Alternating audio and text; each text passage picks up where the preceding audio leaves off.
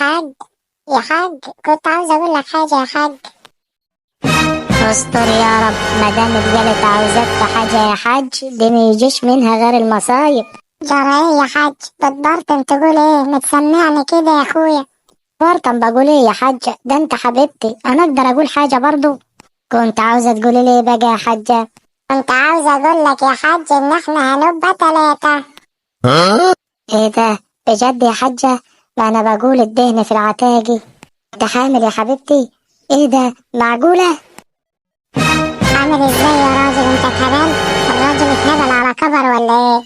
الله، امال ايه يا ولية 3 دي؟ يا راجل انا اقصد ان احنا هنبقى 3 عشان هتيجي تقعد معانا. يا شيخة حسبي الله ونعم الوكيل فيك انت وامك.